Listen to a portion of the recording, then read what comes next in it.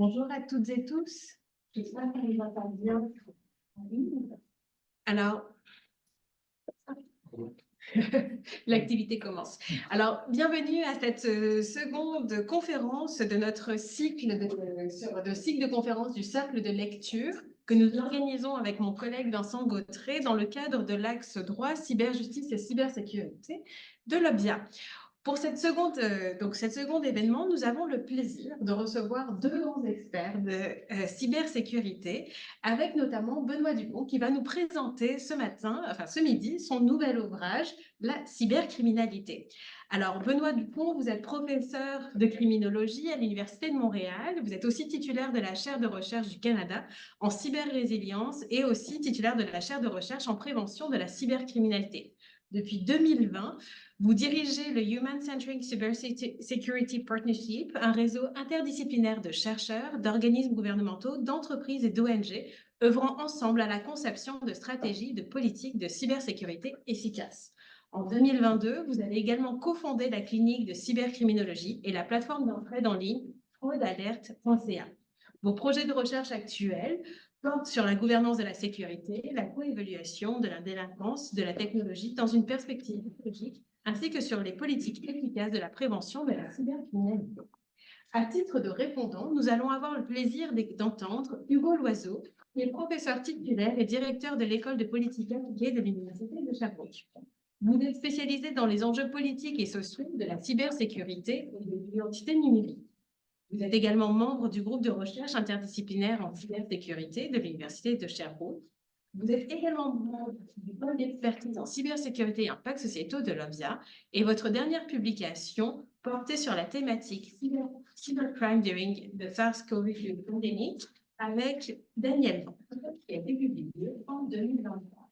Alors, la manière dont vont se dérouler les choses, nous allons vous écouter, Benoît, pendant à peu près une vingtaine de minutes. Et puis ensuite, Hugo dira à titre de répondant.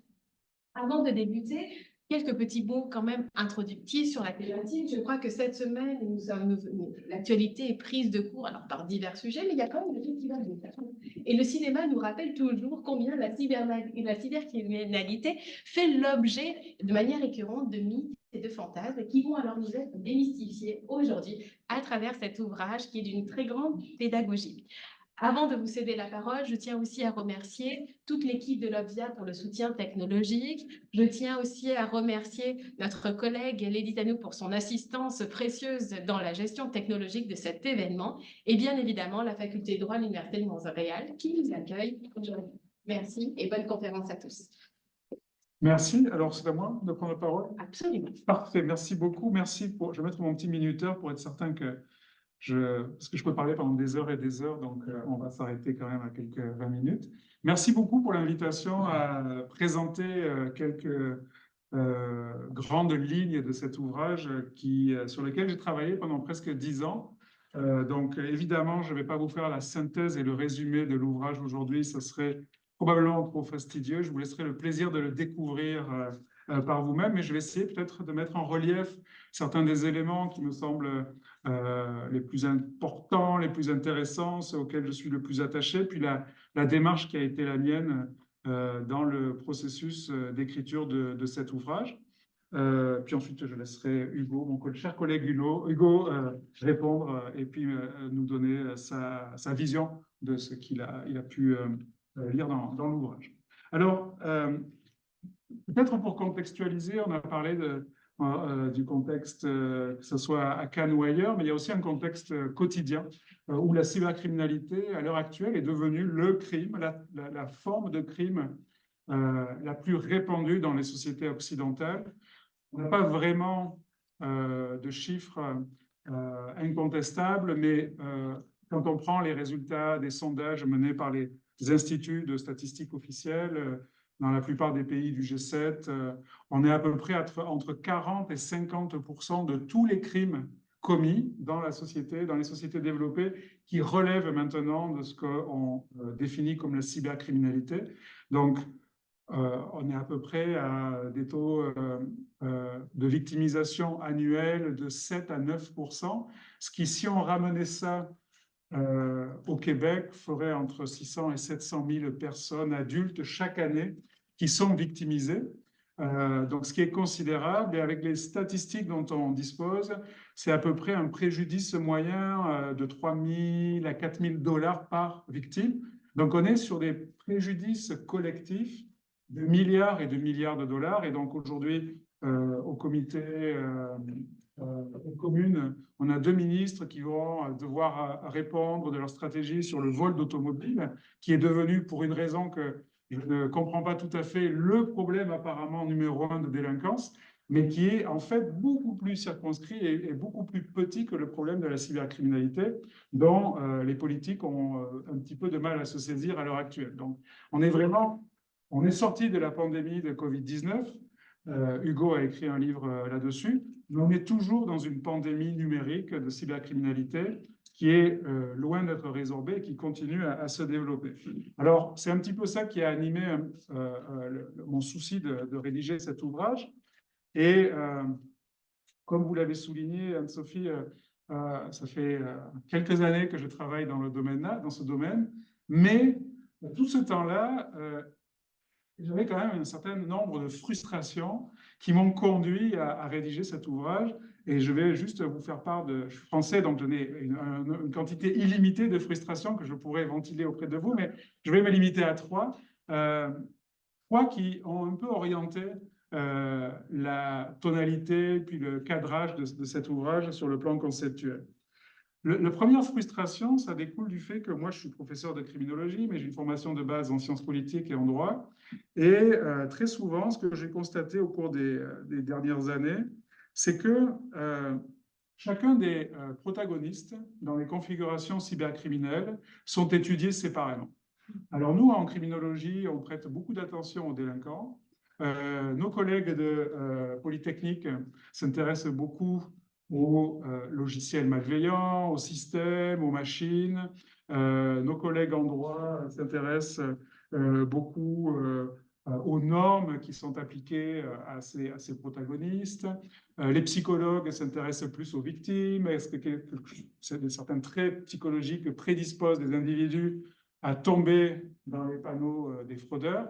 Mais on a beaucoup de difficultés à établir un forum de discussion conjoint dans lequel on pourrait chacun apporter nos éclairages particuliers sur les protagonistes ou les actants ou les entités sur lesquelles portent nos recherches pour comparer nos notes et essayer justement de connecter un petit peu toutes ces connaissances. Donc ça, première frustration, cette compartimentalisation un petit peu artificielle.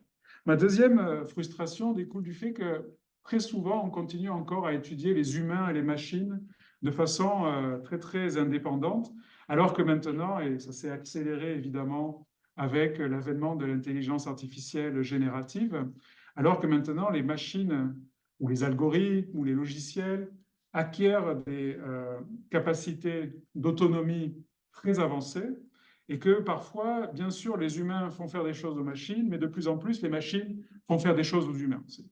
Et donc, il me semble important de commencer à prendre au sérieux les machines comme des entités quasiment autonomes, ou en tout cas qui disposent d'une certaine autonomie, et d'étudier cette autonomie d'une façon spécifique et pas uniquement comme le produit de décisions humaines. Et la troisième frustration, c'est une frustration à laquelle Hugo pourra certainement aussi se relier et partager, c'est que très souvent en criminologie, on a tendance à étudier la cybercriminalité comme un problème local ou national au mieux, donc où on a des victimes qui résident par exemple ici au Québec, qui sont attaquées par des délinquants qui proviennent souvent de pays tiers. Donc on est dans vraiment un phénomène local.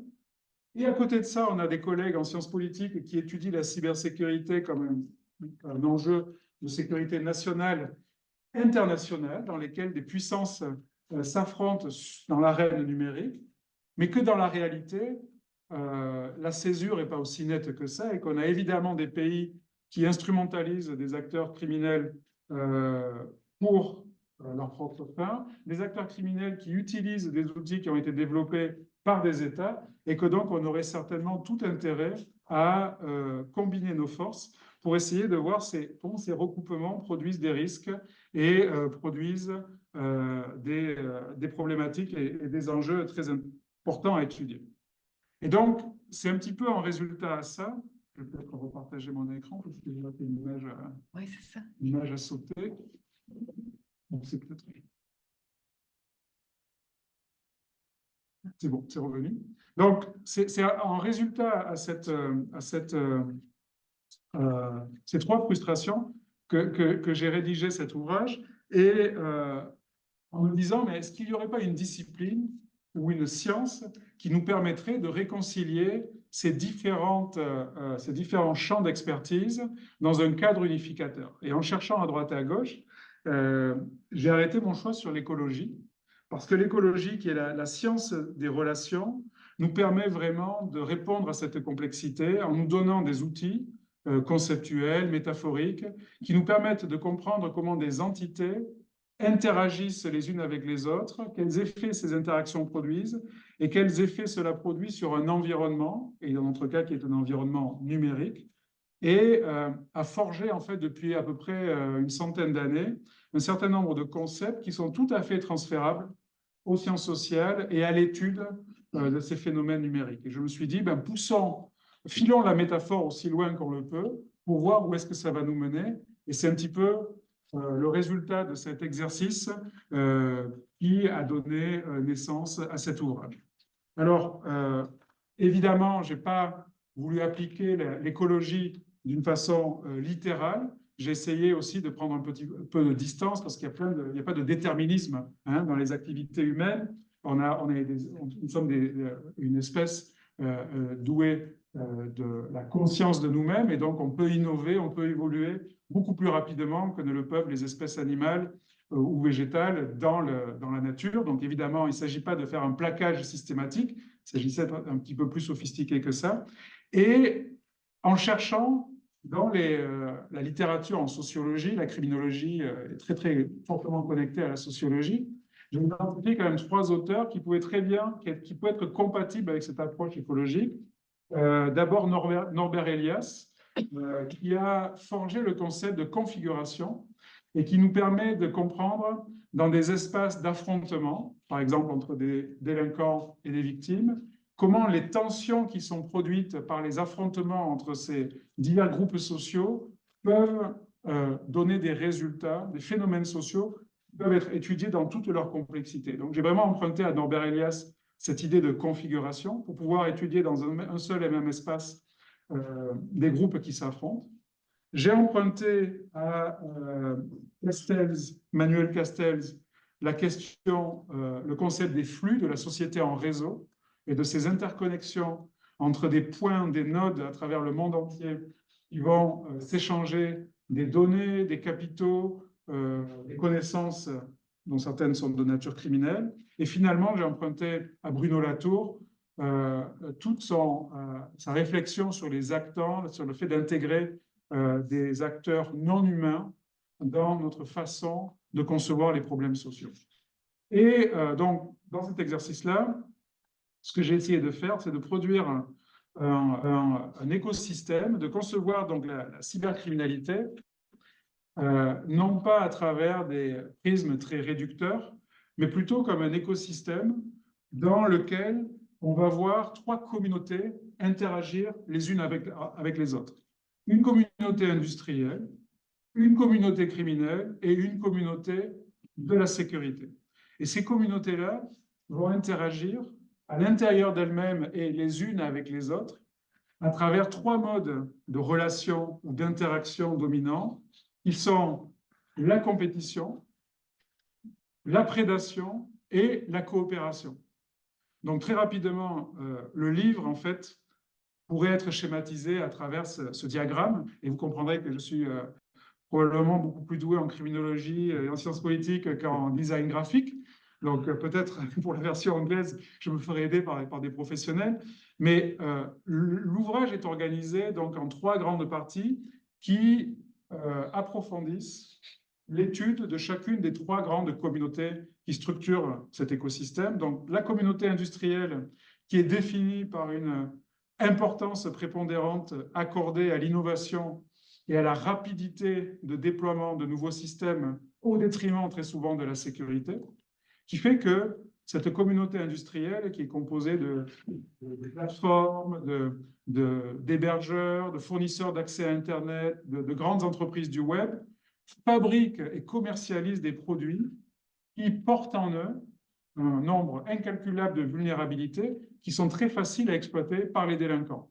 Et donc, on ne peut pas étudier la cybercriminalité si on n'incorpore pas la prise en compte de la responsabilité que les géants du web portent en eux sur la prolifération de cybercrimes parce qu'ils diffusent des technologies ou des services qui sont extrêmement vulnérables et très faciles à exploiter. Donc, la compétition qui règne à l'intérieur de cette communauté favorise l'exploitation criminelle de certains de ces produits et services. On a une deuxième communauté criminelle qui est abordée de façon, dans une deuxième partie de l'ouvrage, pour essayer de comprendre un petit peu comment elle s'organise, pour dépasser les stéréotypes. Donc, je montre d'abord dans un des chapitres que d'abord le terme de cybercriminalité, même s'il est très pratique, il est probablement problématique parce qu'en fait, il ne décrit plus rien de particulier, étant donné que toutes les formes de délinquance maintenant, que ce soit l'exploitation et le trafic humain, l'exploitation sexuelle, le trafic de drogue, la contrefaçon, ne peuvent pas être conduits sans des outils technologiques très avancés. Donc, ils ont en eux un élément numérique et cyber qui est très poussé. Pourtant, je ne fais pas rentrer ces formes de délinquance sous l'étiquette cybercriminalité.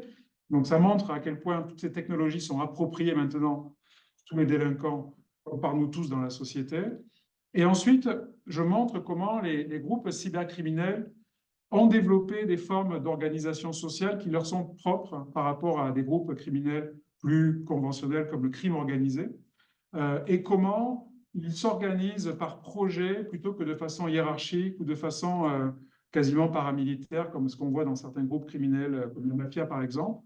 Et c'est très important pour comprendre cette division du travail, cet éclatement géographique international, et pour comprendre comment la prédation s'organise pour nous donner des outils, des leviers d'intervention potentiels.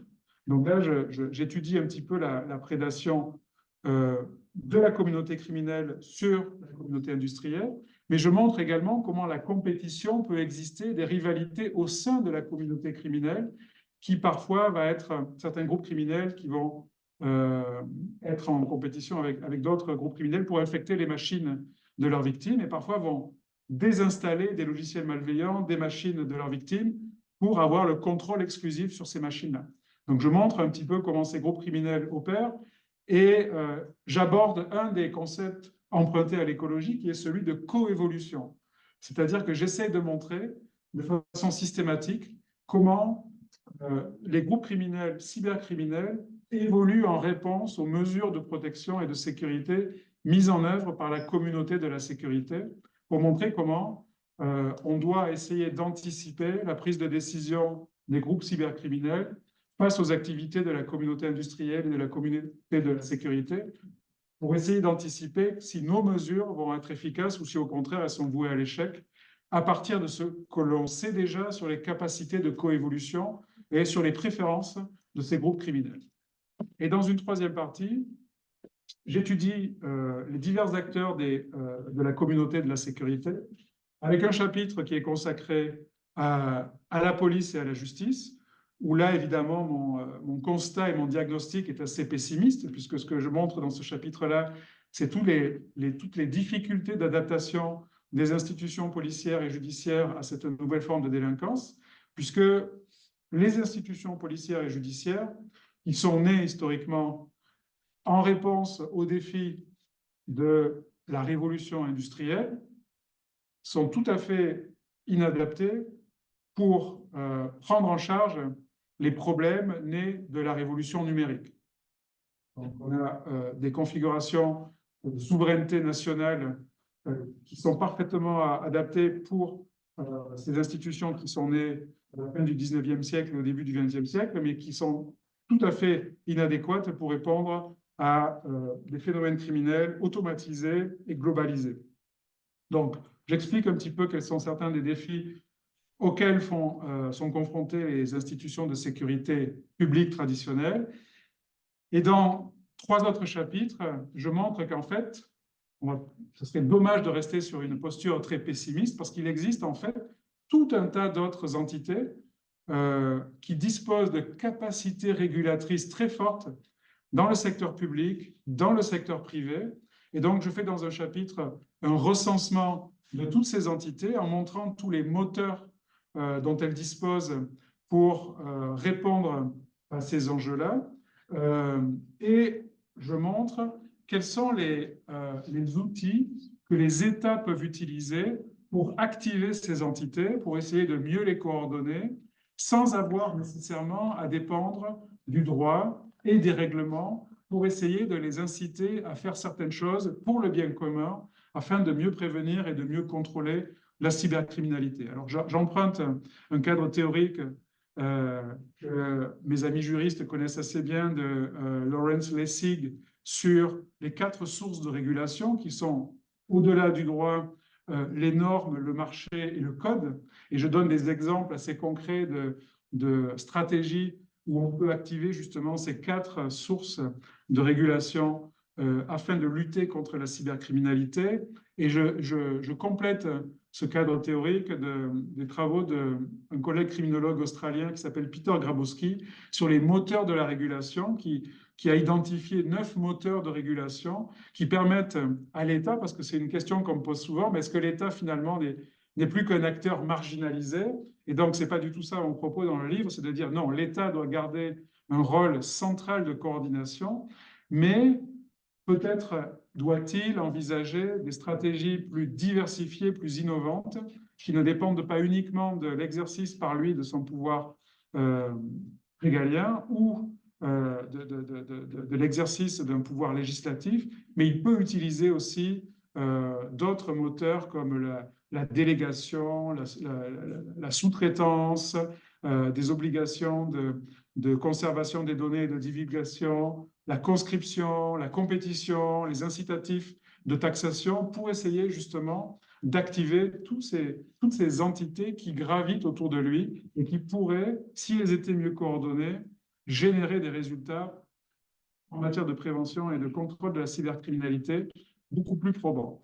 Alors, je pourrais en parler évidemment encore très longtemps, mais je vais peut-être m'arrêter là et je conclus l'ouvrage par 1 ou 2 chapitres qui sont plutôt prospectifs, en essayant d'identifier d'abord, de ne pas céder à la tentation un petit peu naïve de penser que mais si on diversifie, si on crée des réseaux de régulation, tout va être pour le mieux. Non, il y a aussi des risques démocratiques à trop distribuer les pouvoirs de régulation et le pouvoir de prévention et de contrôle de la cybercriminalité.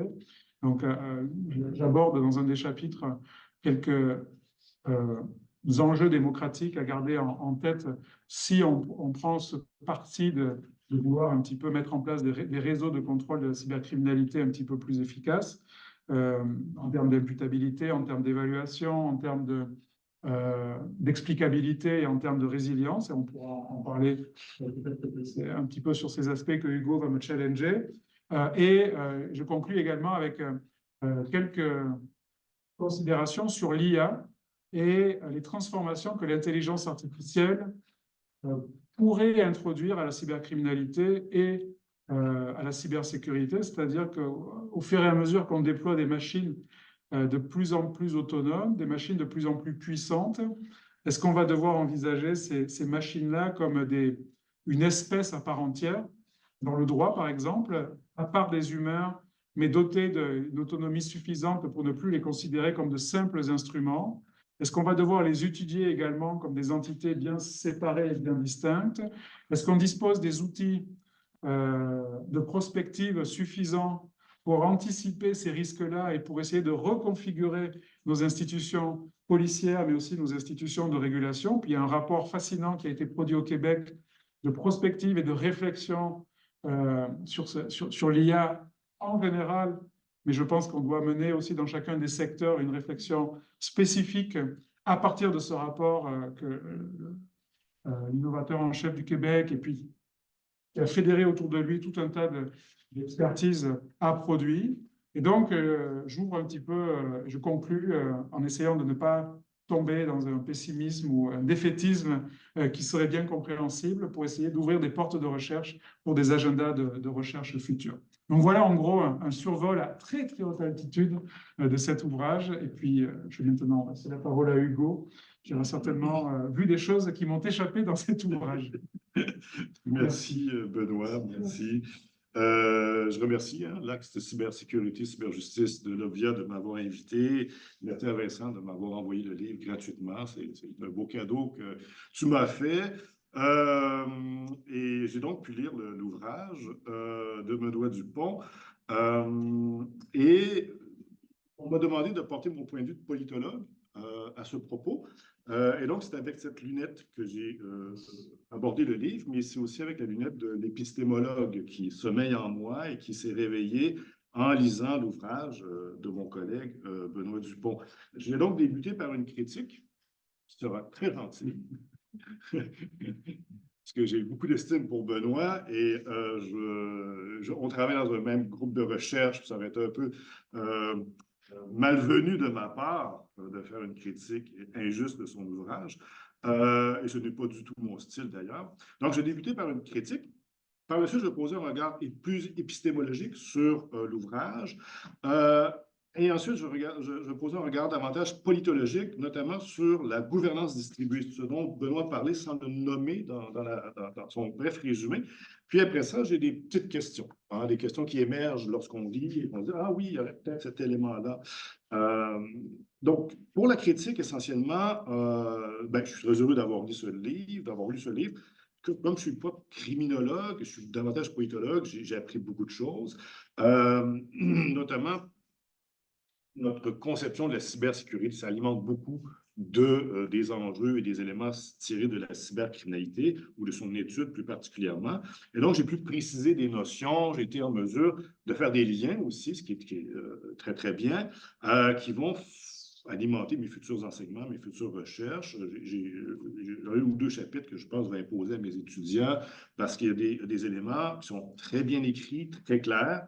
Et j'ai pu aussi, à vrai dire, confirmer des intuitions. Vous savez, quand on observe le cyberespace dans son entièreté, des fois on a des intuitions, puis on n'a pas le temps nécessairement de creuser ces intuitions, de les rechercher. Et dans l'ouvrage de Benoît, j'ai pu confirmer certaines choses qui avaient émergé dans ma conscience.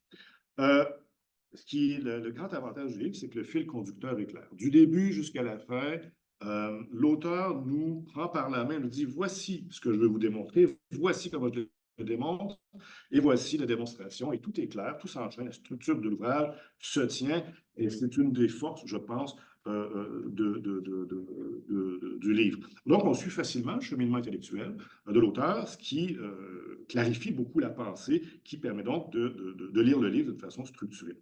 Ce que j'ai beaucoup apprécié, c'est que l'ouvrage travaille beaucoup sur la strate sociale du cyberespace. La strate sociale du cyberespace, c'est celle qui est la moins bien étudiée. Bon, je vous le résume, la strate, il y a plusieurs types de strates, mais en général, on considère la strate plutôt physique, les ordinateurs, les réseaux, etc. La strate logique, ou avec les logiciels et systèmes d'exploitation, une strate informationnelle, ou, au bout de la ligne, il y a une strate sociale, et c'est cette strate sociale qui est sous-étudiée et qui mériterait d'être bien étudiée. Et donc, l'ouvrage, sous l'angle de la criminalité, aborde cette strate sociale et l'enrichit, à mon avis. Il enrichit avec une sociologie du cyberespace, les trois acteurs, donc le modèle qui a été présenté par Benoît, la communauté industrielle, la communauté délinquante et la communauté de la sécurité, ainsi que leurs interactions dynamiques entre ces trois communautés-là, donc la compétition, la prédation et la coopération. Cette sociologie s'inspire beaucoup de la notion d'écosystème du cybercrime et cet usage, je dirais, de l'écologie tirée de la biologie, c'est ce qu'on appelle un transfert épistémique. Alors, j'ignore si, Benoît, tu étais conscient que tu agissais en faisant un transfert épistémique, mais en épistémologie, je vais vous lire la définition tirée de la thèse de M. Jonathan Laurent-Gimillette, dont j'ai eu l'honneur d'être évaluateur externe. Alors, un transfert épistémique, je vais vous la traduire en français par la suite, bien entendu. Le transfert épistémique procède par l'application de structures, de propriétés de fonction à un phénomène cible à la suite de l'observation de sa cohérence apparente avec un modèle, un mode de représentation ou une théorie préexistante et issue de l'explication de phénomènes empiriquement distincts. C'est-à-dire que, pour vous le clarifier, un transfert épistémique, c'est lorsqu'on utilise une théorie, une méthode, recherche, des sciences de la nature et qu'on les transfère vers les sciences sociales. On a beaucoup de transferts épistémiques qui sont erronés. Hier, par exemple, j'ai écouté un documentaire sur la politique municipale et un des spécialistes disait « Les partis politiques municipaux ont contaminé l'ensemble des municipalités du Québec. » Donc, il y a un transfert épistémique, donc la contamination de l'épidémiologie, mais techniquement, ça ne peut pas fonctionner. C'est-à-dire que les partis politiques ne peuvent pas contaminer. Ils n'ont pas des maladies ou des microbes, peu importe. En sciences politiques, on en fait beaucoup, c'est des transferts épistémiques. Donc, par exemple, on parle des forces centralisatrices, décentralisatrices en disant que ce sont des forces centrifuges, centripètes. Voyez-vous? Donc, on utilise la physique pour illustrer, par analogie, ces choses-là. Donc, ce que Benoît a fait dans son ouvrage, c'est un transfert épistémique donc, de la biologie vers la criminologie et en même temps un peu de la sociologie. Et donc, dans ces transferts, il y a toujours des enjeux ou des problèmes de distorsion, notamment, et d'interprétation. Deux problèmes qui n'ont pas, que le transfert que Benoît a effectué n'a pas eu de conséquences en tant que tel. C'est-à-dire qu'il n'est pas tombé dans les pièges habituels auxquels on s'attendrait lorsqu'on constate ou on regarde un transfert épistémique. Parce que les limites du transfert sont objectivement bien déclarées dans l'ouvrage. Par exemple, l'environnement physico-chimique d'un écosystème n'est pas du tout approprié pour le cybercrime. Le cyberespace est en partie physico-chimique, mais beaucoup, au-delà de cela, très différent. Autre caractéristique, limites qui ont été bien identifiées, la réciprocité prédatrice, c'est-à-dire que dans un écosystème, le lion mange la gazelle ne mangera jamais le lion. Alors que dans le cyberespace, les attaquants peuvent devenir des victimes et vice-versa. Donc, il est dans les trois communautés en tant que tel. Donc, Benoît a eu la sagesse d'éviter ces pièges. Et donc, le modèle en sort renforcé, c'est-à-dire qu'il n'est pas tombé dans des éléments qui sont de la facilité ou qui auraient permis, qui auraient en fait en sorte que le modèle aurait manqué sa cible. C'est donc un des premiers avantages des transferts épistémiques, c'est-à-dire qu'on prend la crédibilité des sciences de la nature, avec les méthodes et les théories, et on les injecte en sciences sociales, ce qui rehausse la capacité de faire comprendre certains enjeux, notamment complexes comme celui de la cybercriminalité, à des gens qui sont plus habitués à une vision davantage issue des sciences de la nature. Donc, hormis ce premier avantage du transfert épistémique, le deuxième avantage que l'on peut percevoir dans l'ouvrage, c'est que ça va changer les représentations mentales. Changer les représentations mentales, c'est extrêmement difficile. Et c'est important parce que, notamment dans le chapitre 11, sur la gouvernance distribuée, il y a des obstacles que Benoît mentionne, j'en ai trouvé d'autres, pour justement introduire cette gouvernance distribuée afin de limiter les effets néfastes de la cybercriminalité. Et donc, lorsqu'on veut changer les représentations mentales, il faut aller chercher les référents mentaux des personnes. Or, avec un transfert épistémique, en parlant d'écosystème, qui est un des transferts épistémiques que l'on fait régulièrement, hein, on parle souvent de l'écosystème du numérique, par exemple, donc il y a une facilité, il y a une représentation référente qui est déjà en place et qui va permettre justement de faciliter ce transfert épistémique. Le troisième élément qui est très important dans le transfert épistémique auquel on assiste avec cet ouvrage-là, il relève d'un critère de scientificité qui est souvent sous-estimé, qui est celui de la générativité. Les critères de scientificité, notamment en sciences sociales, sont un peu différents des critères habituels que l'on connaît en sciences de la nature. Mais les critères de scientificité en sciences sociales, donc la validité, par exemple, de la méthode, de la théorie, l'intersubjectivité dans la discipline, etc., il y a la générativité qui s'ajoute. La générativité, essentiellement, c'est la capacité de faire générer de nouvelles idées, de nouveaux objets, de nouvelles théories, de nouvelles méthodes à partir d'une étude. Donc, ce n'est pas uniquement l'étude en tant que telle, c'est ce qui va en ressortir en tant que tel sur le plan scientifique. Et donc, l'ouvrage nous invite tout au long de la lecture, en fait, pour mon côté, à briser les barrières disciplinaires. Donc, on est davantage dans l'interdisciplinarité. Et en termes de générativité, c'est extrêmement puissant. C'est-à-dire que moi, je pense, et ça sera à creuser, que la cybercriminalité, c'est un objet frontière, donc qu'il est abordable par plusieurs disciplines scientifiques différentes, mais avec un modèle central comme celui de l'écosystème de la cybercriminalité. C'est, encore une fois, génératif de nouvelles idées. Ça facilite beaucoup la compréhension, les transferts qui peuvent être faits. Donc, c'est très fertile, c'est très fécond sur le plan intellectuel, et pour ça, je félicite l'ouvrage de l'auteur de cet ouvrage-là.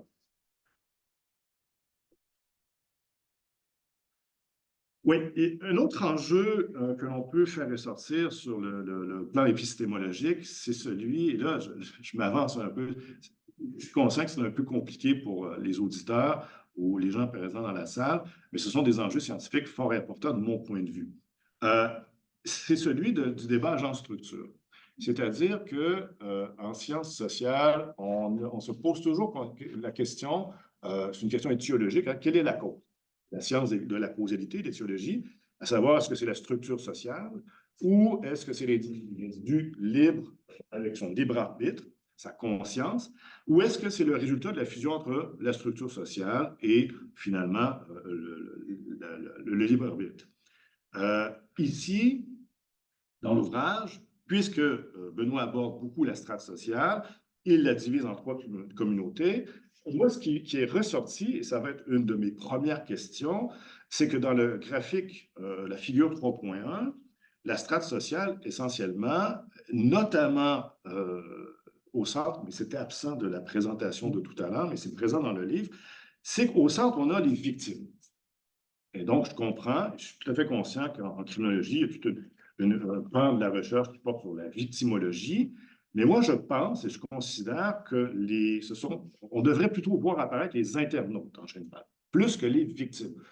Les victimes, je trouve ça un peu réducteur et ça fait en sorte qu'on n'est pas en mesure de voir la totalité des activités des internautes. Donc, à la fois pris dans un environnement technosocial comme l'est le cyberespace, des individus qui à la fois profitent et jouissent de leur libre arbitre, cliquent volontairement sur certaines choses, donc, mais qui, du fait de la configuration et de la structure du cyberespace, sont orientés en grande partie. Et donc, on est davantage ici dans le débat en structure, plutôt dans l'acteur social, et moi, je l'appellerais l'internaute, à défaut d'un autre nom. L'internaute, essentiellement, et j'avais écrit un texte là-dessus l'été passé, en fait, ça a été publié l'été passé, où là, c'était sur la ville intelligente, c'est une autre dimension, mais l'individu dans la ville intelligente, il peut prendre 3 postures, celle de figurant, celle de subissant ou celle d'agissant. L'agissant, c'est celui qui profite beaucoup de la ville intelligente, qui s'émancipe grâce à la ville intelligente. Le subissant, c'est celui qui se fait pirater ses données et qui donc est exploité par la ville intelligente et les acteurs malveillants qui l'entourent. Et le figurant, c'est celui qui vit dans la ville intelligente sans trop s'en rendre compte, donne de ses données par sa géolocalisation sans s'en rendre compte. Il est inconscient de tout cela. Eh bien, je pense que c'est la même attitude, les mêmes postures qu'on peut voir justement dans la cybercriminalité. Il y a des acteurs, et ces 3 postures-là peuvent se chevaucher dans un même individu, soit à travers le temps ou en même temps. Et c'est ça qui est fascinant à observer. Et je pense que dans l'étude du cybercrime ou de la cybercriminologie ou de la sociologie des victimes, il y a ces 3 figures-là. Et c'est pas moi qui ai inventé ça, rassurez-vous, c'est inspiré de Dominique Boulier, un sociologue du numérique français. Et donc, cette question-là, étiologique, m'a interpellé lorsque j'ai lu l'ouvrage. Finalement, est-ce que la variable la plus importante à considérer, si on regarde le modèle qui est proposé, est-ce que c'est la structure, puisqu'on parle d'un écosystème, ou est-ce que ce sont les individus en tant que tels qui sont, et c'est une critique que je peux faire, réduites au statut de victime, alors qu'on peut être victime et beaucoup d'autres choses dans un écosystème, notamment de la cybercriminalité. Et donc, j'aimerais bien entendre Benoît à ce sujet-là. Maintenant, je vais faire un peu de politologie parce que j'ai pris la balle au bon, hein, parce que Bruno Latour, un grand penseur, un grand épistémologue, a écrit beaucoup et ça a été récupéré beaucoup en sciences politiques, notamment en 2008, où il a été interpellé, notamment dans un débat où il avait dit essentiellement une assertion un peu provocatrice, en disant « tout est politique, essentiellement ». Et quand on étudie, lorsqu'on s'attarde sur son assertion, on se rend compte qu'effectivement, il peut avoir raison. C'est-à-dire que tous les processus sociaux, politiques qui ont émergé, qui ont créé ce crayon, par exemple, les ressources qui ont été exploitées, les modes de production, jusqu'à la réglementation pour le crayon ou le livre. Donc, tout autour de nous serait politique. Bien entendu, un politologue peut être heurté par cette idée-là parce que c'est une position maximaliste. Finalement, moi qui suis politologue, ma science, c'est la science de tout. Non, c'est impossible. On ne peut pas concevoir cela. Et donc, puisque Benoît utilise Bruno Latour, j'ai pris la balle au bon, je me suis dit, oui, mais dans le débat avant structure, Bruno Latour nous propose donc que tout est politique. Il a été répondu par un autre éminent politologue qui est Pierre Favre, qui lui dit essentiellement, oui, un instant, c'est-à-dire que tout peut être politique, sauf que tout n'intéresse pas le politologue. Hein? Il y a deux grandes conditions. La première, c'est qu'il faut que l'objet soit happé par le champ politique. Ce crayon n'est pas happé par le champ politique. Il n'y a pas de polémique. Il n'y a pas d'enjeu politique associé à ce crayon-là. Et d'autre, deuxième condition, il faut qu'il soit happé par ou saisi par le champ scientifique, des politologues. Personne ne va écrire un livre sur ce crayon ou sur ce verre d'eau, voyez-vous? Ce n'est pas un enjeu, ce n'est pas un objet de la science politique. Donc, on est passé d'une position maximaliste, où tout est politique, à une position plutôt minimaliste, où seul ce qui intéresse les politologues et où il y a eu des publications, des recherches, devient donc un objet de la science politique. Or, ici, dans l'approche qui est proposée, notamment sur la gouvernance distribuée, le modèle avec les 5 étapes ou les 5 obstacles à surmonter, je me suis dit, ici, on a un beau lien à faire avec ça. Et essentiellement, lorsqu'on regarde les obstacles qui sont mentionnés, qui sont excellents, moi, j'en ai découvert d'autres et je vous les propose. C'est-à-dire que la gouvernance distribuée, c'est de faire en sorte, comme Benoît a expliqué tout à l'heure, de mon point de vue, c'est une révolution paradigmatique. C'est-à-dire que là, on va changer la façon de penser, donc les représentations mentales de nos élus et des populations. Et ça, on va faire de façon graduelle et inégale, comme c'est mentionné dans l'ouvrage. Sauf que lorsque je regarde, j'observe la scène politique, Québec, Canada, un peu à travers le monde, je pense qu'il y a encore de nombreux obstacles face à cette proposition, notamment dans sa réception, à savoir l'habitude de nos élus. Hein, ils sont dans une perspective où c'est encore le monopole de la violence légitime qui est leur façon de percevoir les choses. Ils ont aussi une faible littératie numérique et c'est tout à fait humain, ils vont d'élection en élection. Et donc, un enjeu qui peut rapporter et qui parle aux électeurs, comme les vols de voitures, par rapport au cybercrime qui, chose invisible et évanescente, il n'y a pas d'enjeu électoral, il n'y a pas de gains électoraux à faire là-dessus. Et donc, c'est pour ça que probablement, ça va prendre quelques élections, peut-être même une génération complète avant que cette proposition puisse faire des fruits et porter des fruits. D'autant plus que il y a d'autres enjeux qui relèvent davantage du champ scientifique qui peuvent aussi venir entraver l'élaboration ou la promotion de ce modèle de gouvernance-là. Et là, c'est très simple, là, c'est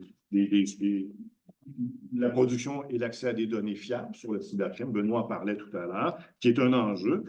Essayer de faire un ouvrage là-dessus, c'est extrêmement difficile. Il n'y a pas de série statistique longitudinale. Ce que l'on a, ce sont des opinions tirées de sondages. Ce ne sont pas des faits. ou c'est tiré de l'entreprise privée. Donc, il y a toujours un certain doute. Et donc, moi, je plaide dans un ouvrage qu'on a écrit, Daniel Ventre et moi, là, en 2021, pour justement générer des statistiques très précises. La GRC est désarmée. Hein. Je parlais avec des cyber-enquêteurs, ils n'ont pas. Donc, ils ne peuvent pas saisir la nature du phénomène en tant que tel sur lequel ils doivent travailler, ce qui est un peu inquiétant. Il y a aussi le problème insoluble du X+1. Le X+1, c'est de dire que, par exemple, l'ouvrage qui a été écrit en 2024 est déjà décalé par rapport au réel. On a toujours un temps de retard théorique, méthodologique, sur la réalité du cyberespace, qui est une réalité qui change de façon accélérée. Et finalement, l'adoption de nouvelles méthodes de recherche au cyberespace, c'est encore très difficile, notamment pour des enjeux qui seraient à travailler comme le continuum en ligne, le fonds diffus criminologique, le moratoire psychosocial, les nouveaux types de relations sociales qui alimentent toutes et tous la cybercriminalité. Et donc, oui, est-ce que, et là c'est ma deuxième question générale, est-ce que Benoît, tu penses qu'on assiste à une révolution paradigmatique? Est-ce que cette proposition de gouvernance distribuée va tomber à plat ou va être reprise par les acteurs politiques? Finalement, j'ai des petites questions de suspens. La première, c'est très juridique. Hein.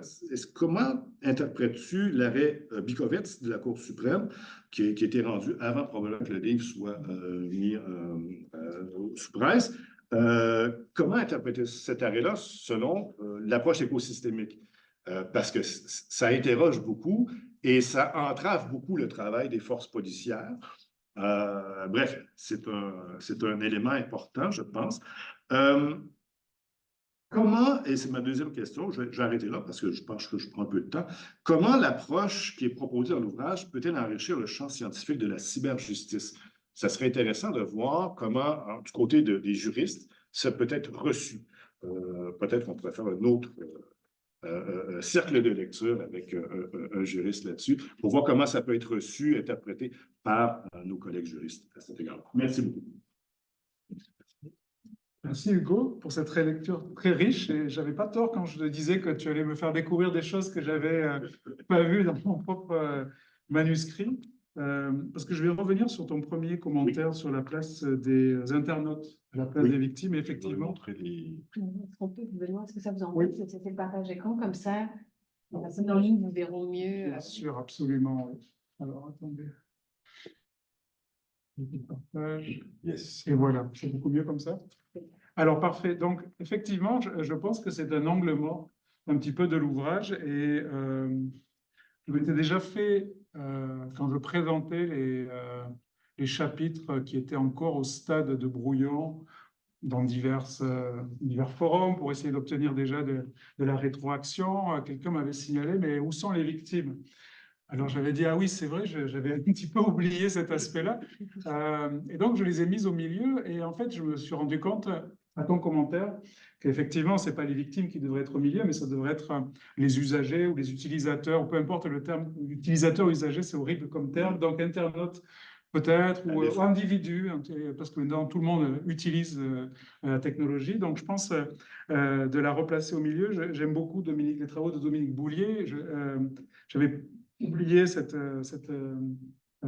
contribution, mais je pense qu'effectivement, ça serait nécessaire d'avoir une réflexion une fois qu'on a posé ces éléments d'infrastructure et de structure, comment, à l'intérieur de ça, nous, en tant qu'internautes ou individus, on navigue et on est conduit à prendre certaines décisions, de ne cliquer ou de ne pas cliquer, d'être protégé, on sait à qui parler quand on est dans une situation périlleuse. Et ça, je pense que ça pourrait être probablement l'objet d'un livre à part. Oui, ou même lorsqu'on a été victime de cybercrime, d'une fraude en ligne, par exemple, on peut donc maintenant, à partir de l'expérience négative, inculquer des bonnes pratiques à nos enfants. Donc, il y a comme une forme de reproduction qui est exactement. Et d'ailleurs, c'est Anne-Sophie le mentionnait tout à l'heure, mais on a créé il y a 2 ans avec des étudiants de criminologie une clinique de cybercriminologie avec une plateforme et on pensait avoir quelques milliers de visites par an. Et on s'est retrouvé avec 400 000 visites par an au Québec, ce qui nous fait dire qu'en fait, il y a énormément de monde qui a besoin de ces connaissances-là pour prendre des décisions au quotidien ou, comme tu le disais, pour partager de l'information. Et donc, je pense qu'il va falloir probablement pousser un petit peu plus la réflexion sur ce que ça veut dire pour chaque personne individuellement d'avoir mis en lumière cette infrastructure. Qu'est-ce que ça nous fait, nous, en tant qu'individus qui devons naviguer à travers tous ces risques-là? Et là, je n'ai parlé que des risques criminels. Il y a les risques de désinformation, il y a les risques liés à la sécurité nationale, avec des opérations d'influence ou de conflits éventuels qui vont pouvoir naître. Donc, il va falloir qu'on se questionne beaucoup plus, je pense. Et effectivement, ça, c'est certainement pas abordé dans le livre, mais je pense que ça devrait probablement être un des prochains efforts, de ma part en tout cas, pour essayer de reconnecter ça avec la structure. Merci pour avoir souligné ça. J'adore cette distinction entre les individus agissants, subissants, figurants, parce que ça, c'est vraiment très, très riche, à mon avis, pour essayer de Dans l'article scientifique qui a été produit là-dessus, on va beaucoup plus loin que les simples 3 postures. On fait vraiment une nomenclature très précise. Je ne l'ai pas sur moi, mais je te l'enverras parce que je suis vraiment hâte de le lire. Pour ta deuxième question, je suis d'accord avec toi. Je ne pense pas qu'on est en train de... D'abord, je suis d'accord avec toi sur le constat, l'habitus des élus, la faible littératie numérique, et même au-delà du numérique, la faible littératie régulatoire. Il y a des pays dans lesquels les études de régulation ou la compréhension des stratégies de pluralisme réglementaire sont beaucoup plus poussées que ce qu'on peut avoir, nous, au Québec et au Canada. J'ai eu la chance de travailler dans l'un d'entre eux, l'Australie, pour ne pas le nommer, et de venir d'un autre pays dans lequel c'est tout à fait l'opposé, la France, dans lequel c'est très vertical et l'État qui peut et qui doit tout faire. Et donc, je pense qu'il y a aussi une diverse répartition de l'expertise. Alors, si on parle du Québec et du Canada, je pense effectivement qu'on n'est pas du tout encore dans un état d'évolution paradigmatique très, très poussé. En même temps, c'est un peu notre responsabilité, nous, en tant que chercheurs, qui avons cette capacité sur le long terme d'accumuler ces connaissances, de les partager et de les restituer à travers des activités de mobilisation des connaissances pour faire avancer un petit peu nos institutions.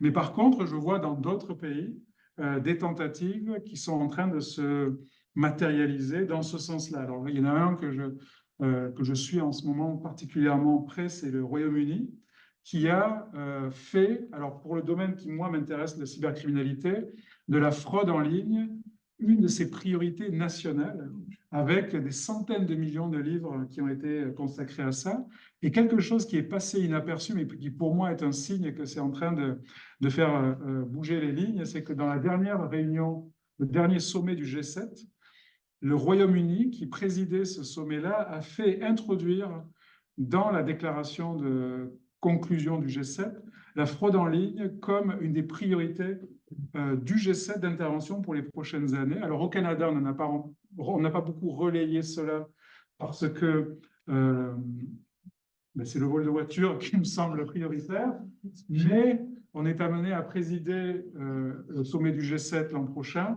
et donc probablement que le Royaume-Uni va faire pression pour que ça soit conservé, que ça soit développé. On va avoir au niveau fédéral dans quelques temps un rapport de la vérificatrice générale qui va être divulgué, je pense, dans une semaine ou deux. Je pense qu'on va apprendre des choses intéressantes. Donc, il y a des choses qui sont en mouvement, mais on n'est pas aussi avancé qu'un pays comme le Royaume-Uni. Mais je pense qu'il y a un potentiel intéressant. Puis, on a une responsabilité en tant que chercheur de mobiliser les connaissances et d'essayer de faire ça. C'est ce que j'essaie de faire à ma modeste échelle. Mais comme tu l'indiques, il y a énormément d'obstacles qui se dressent sur notre chemin. Mais il y a, à travers l'OBIA, son pôle cybersécurité, qui a quand même été suscité par une demande du ministère de la Cybersécurité et du Numérique à Québec. Donc, il y a quand même un appétit qu'il nous incombe d'alimenter. Donc, un petit peu comme on donne des sucreries aux enfants. Je pense qu'il faut qu'on produise de la connaissance qui est aussi bonne que des sucreries ou des glaces pour donner l'envie à nos politiciens là, de consommer ça de façon compulsive. L'arrêt de la Cour suprême, justement, c'est un exemple de absence de considération systémique de ce que ça peut faire sur les autres acteurs, sur les autres entités, parce que ça, c'est une décision prise en silo, de façon complètement isolée, avec probablement une littératie numérique. Je ne veux pas m'improviser juriste, mais j'essaie de comprendre ce que ça fait sur tous les autres acteurs et comment ça va compliquer. Il y a eu d'autres arrêts avant ça qui aussi ont pas réellement adopté une perspective écosystémique pour comprendre ce que ça va faire sur tous les autres acteurs de l'écosystème et comment ça va compliquer leur vie. Et donc ça, c'est un bon exemple. J'ai trouvé la réponse de certaines des entités, notamment policières, qui ont été particulièrement impactées, très mesurée. Donc je ne sais pas si finalement c'est moins important qu'on peut l'imaginer ou si au contraire, ils avaient déjà anticipé ou si au contraire, ils ont été abasourdis par cette décision-là et puis ils ont été sonnés KO et ça leur a pris du temps à réagir. En off, quand les cyber-enquêteurs nous parlent, ça est arrivé, ils sont vraiment fâchés parce Oui. que la GRC a été elle-même piratée et doit donc demander un mandat d'un juge pour obtenir le droit d'enquêter sur ses propres systèmes. C'est le monde à l'envers. Oui. Et c'est la force policière principale au Canada. Bref, donc oui, Donc c'est vraiment c'est assez intéressant. Et puis peut-être ton dernier commentaire, comment enrichir. Mais moi je pense que en fait cet ouvrage c'est plus c'est l'ouverture d'une porte ou l'invitation à des critiques ou l'invitation à des réponses de la part de collègues en disant ben voici. Puis je suis d'accord avec toi et la question je l'avais pas conceptualisé comme un transfert épistémique, mais inconsciemment c'était exactement ça que je souhaitais faire, mais de créer un forum de discussion ouvert, non menaçant pour toutes les disciplines, en disant mais venez, discutons, adoptons une approche systémique. Et puis l'affaire de l'écologie, je suis pas non plus marié avec ce concept-là, donc on pourra en discuter, mais c'est une invitation au dialogue et à essayer d'intensifier un petit peu les échanges. Et moi, je suis très heureux parce que ce que tu as fait aujourd'hui, c'est exactement ça que cet ouvrage appelait, et tu as souligné des choses auxquelles je n'avais pas pensé. Donc, quelque part, pour moi, l'objectif a été atteint, en tout cas en ce qui nous concerne tous les deux, et j'espère qu'il donnera lieu à plein d'autres discussions et à échanges croisés, fertilisation croisée comme ça, parce que je crois que, vu l'échelle du problème, c'est ça mon rôle. Alors, merci à vous pour votre invitation à l'OBIA, à ce club de lecture, et puis j'espère que ce n'est que le début d'une longue litanie d'échanges et de discussions comme ça très, très fertiles. Merci. Alors, merci à vous. On a des questions. Oui, bien sûr, on a, il me semble, on a 30 minutes à peu près devant nous, donc pour échanger avec la salle. On était super disciplinés. Mais c'était parfait, j'ai rien eu à faire. Donc, pour échanger en ligne, on peut peut-être voir si en ligne on a des questions. Oui, j'imagine. Je veux bien commencer. Oui.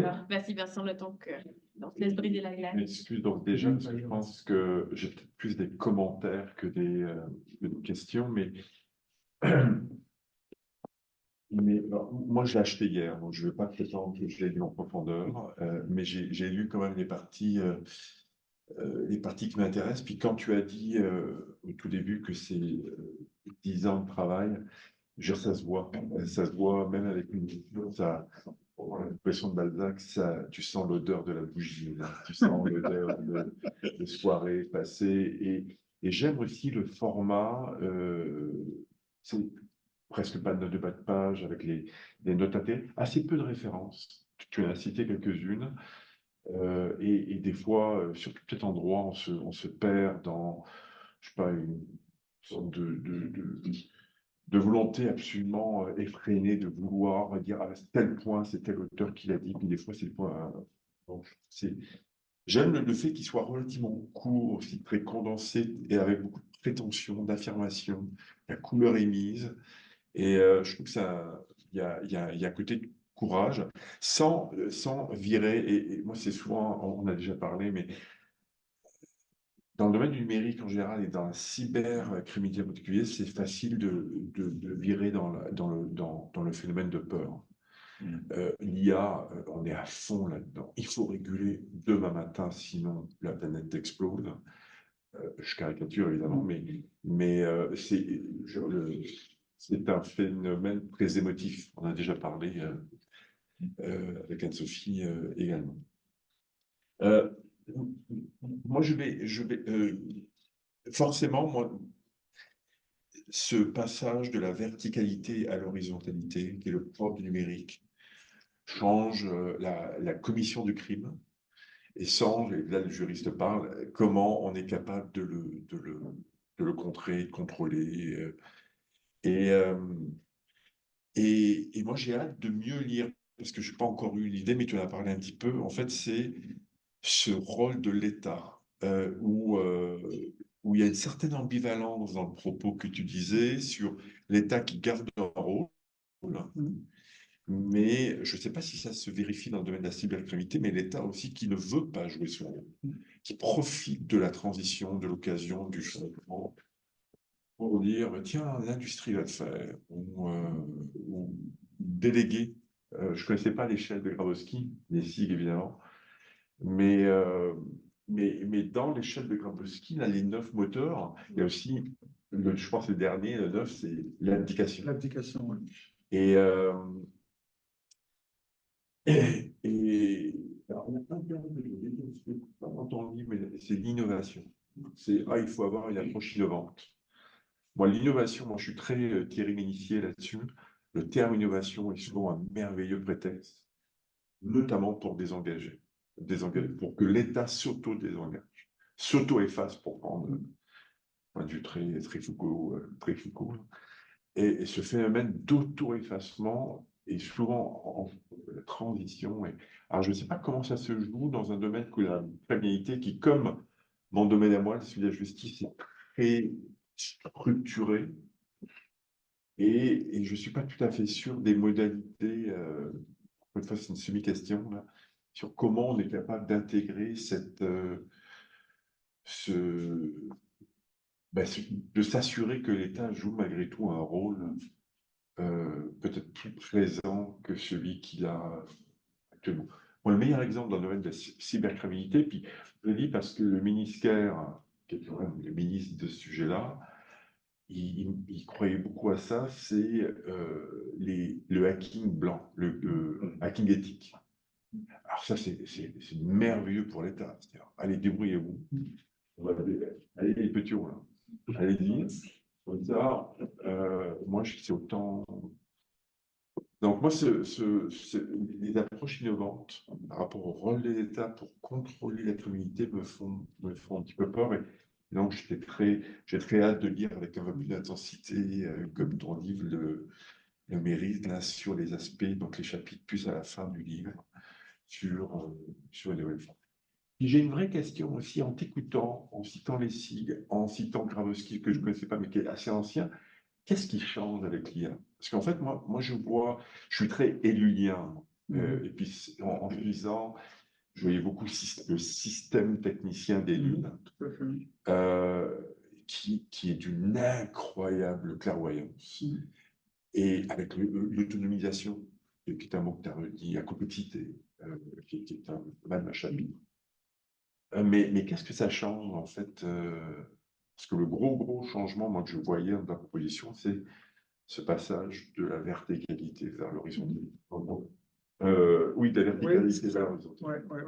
Alors, il y a peut-être deux semi-questions sur le rôle de l'État. Comment faire en sorte qu'il joue son rôle et qu'est-ce qui change avec cette IA qui est arrivée il y a 5, 6, 7 ans par rapport au phénomène des années 90. Oui, alors pour la première question sur l'État, d'abord, l'objet du bouquin n'est pas de proposer des recettes toutes faites, c'est plutôt de constater, puis de montrer, de représenter la diversité et d'écrire ou d'expliquer quelques initiatives qui me semblent particulièrement intéressantes parce qu'elles sont atypiques en termes de reconfiguration des capacités de l'État avec des capacités d'autres acteurs qui peuvent être coordonnés avec tout un tas de ressorts différents, de moteurs différents, et produire des résultats prometteurs. Je ne dirais pas probants, mais prometteurs.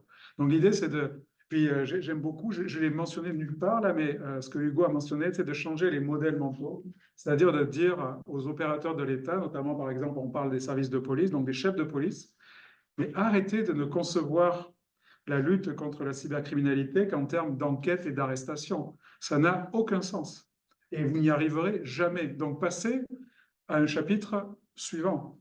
Et là, on commence à l'entendre maintenant. Certains policiers, certains hauts responsables policiers qui disent et qui osent, on the record, dire nous n'arrêterons pas, comme en anglais, là c'est la traduction littérale, mais on n'arrivera pas à arrêter, ce ne sont pas à travers les arrestations qu'on va régler le problème de la cybercriminalité. On n'y arrivera jamais. Il y aura toujours trop de monde et ils ne seront jamais à l'intérieur de nos frontières. Donc on n'y arrivera pas. Donc pensons de façon un petit peu décalée.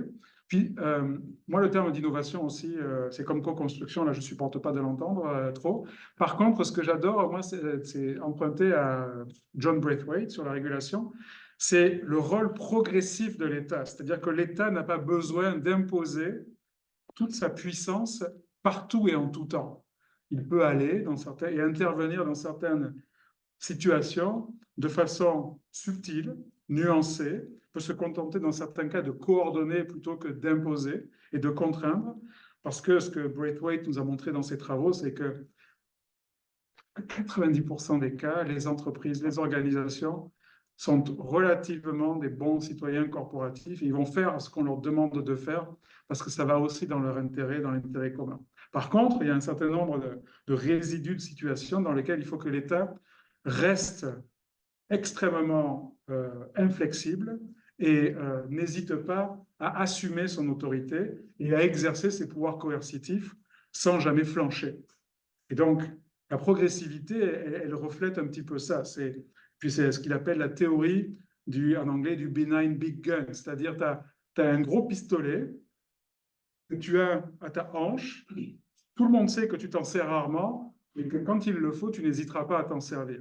Et c'est ce message-là, à travers cette représentation un petit peu écologique, que j'essaye de faire transparaître en disant il faut que l'État soit un peu plus sophistiqué dans sa façon d'envisager ses réponses, parce que vu la complexité du problème, si on y va avec un marteau pour taper sur tous les clous, on n'arrivera jamais à résoudre ça. Donc, moi, je ne propose pas de solution miracle dans le bouquin, mais j'essaye d'identifier puis de présenter des solutions intéressantes pour inviter à la réflexion et pour inviter à la créativité, non pas à l'innovation, mais à la créativité, en montrant qu'il y a plein de configurations très différentes qui peuvent être envisagées, et puis que finalement, plein d'autres États l'ont fait, quelques autres États l'ont fait, puis c'est assez prometteur, donc allons-y, permettons-nous ce type de nouvelles configurations. Je vais m'arrêter là pour l'État, mais évidemment, comme on me l'a demandé à plusieurs reprises, ce n'est pas du tout un parti pris de marginaliser l'État ou de laisser tous les géants du web dicter un petit peu leurs solutions. Ce n'est pas du tout ça mon propos, puis si c'est comme ça qu'il est interprété, mais j'ai mal fait mon travail dans mon bouquin là. Non, mais je sais parce que ça peut être aussi, des fois, on peut être tenté de voir ça, mais ce n'est pas du tout mon propos. Là, moi, je suis très pro-État, mais un État coordinateur et non plus un État prestataire de services coercitifs, là, parce que ça ne suffira pas. Là.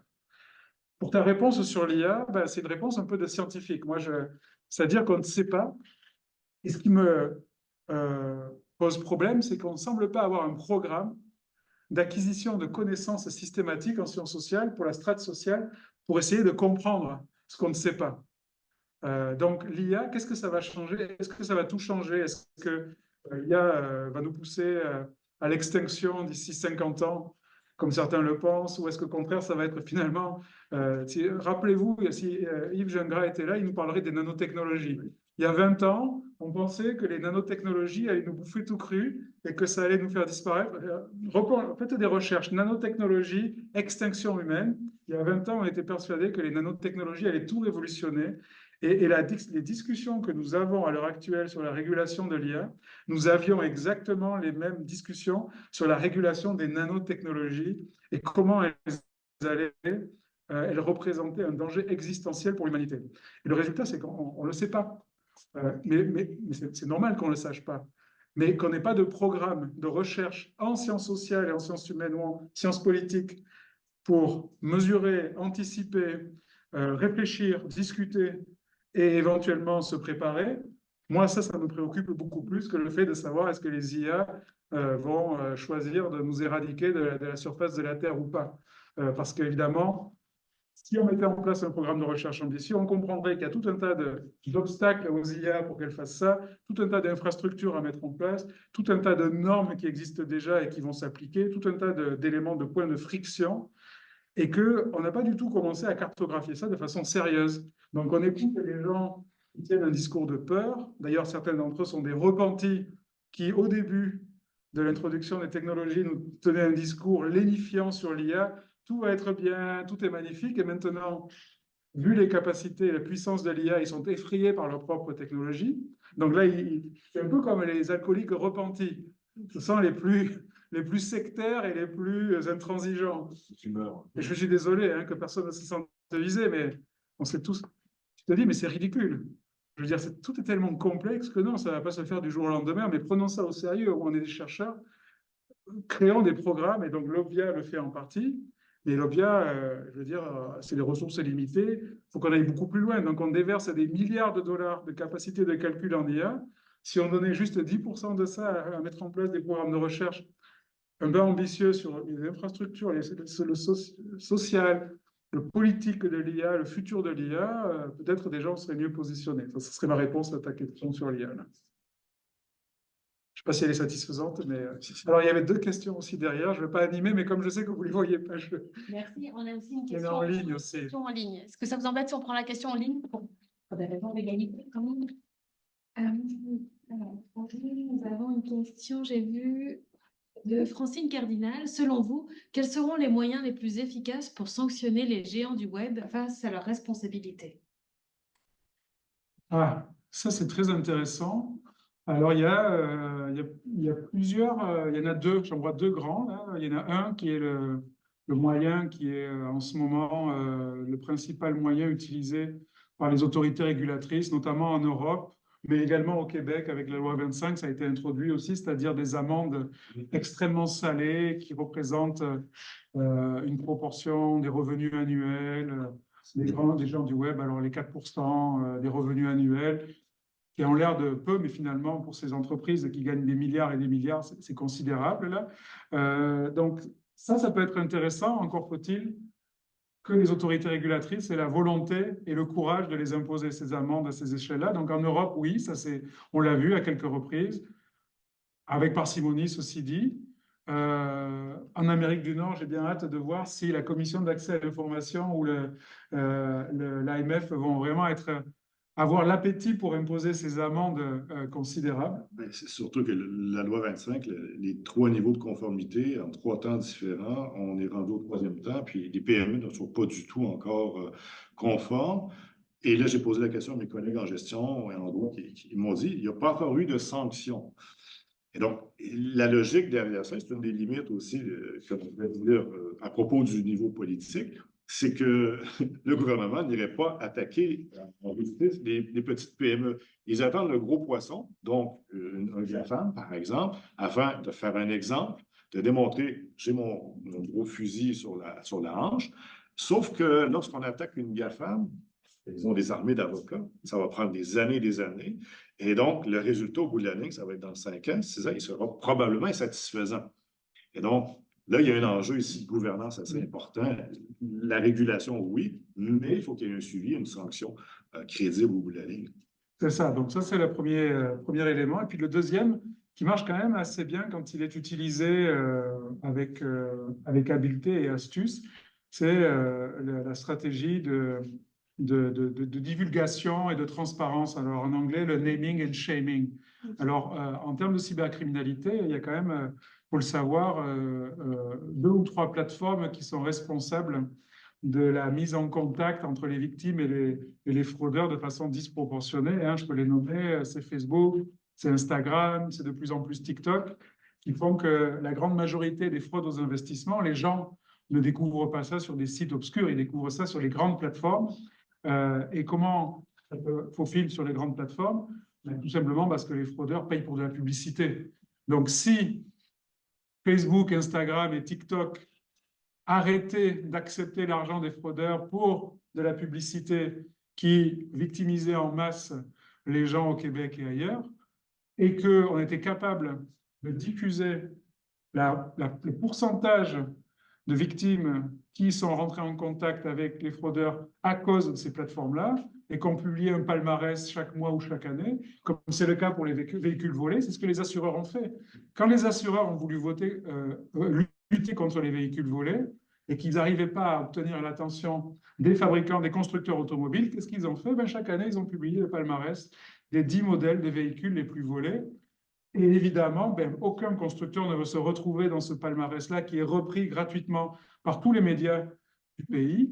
Et donc, à chaque fois qu'une voiture se retrouve en numéro 1, qu'est-ce qui se passe? 6 mois après, le constructeur renforce les mécanismes anti-vol et donc il disparaît de ce palmarès. Et donc, c'est quelqu'un d'autre. Et donc, vous avez gratuitement, en nommant juste les mauvais élèves de la classe, un effet de levier qui force, alors c'est pas parfait, hein, c'est très rudimentaire comme outil, mais en même temps, ça force et ça ne coûte rien aux contribuables. Et vous forcez, mais il faut bien calibrer votre catégorie, il faut bien calibrer le message.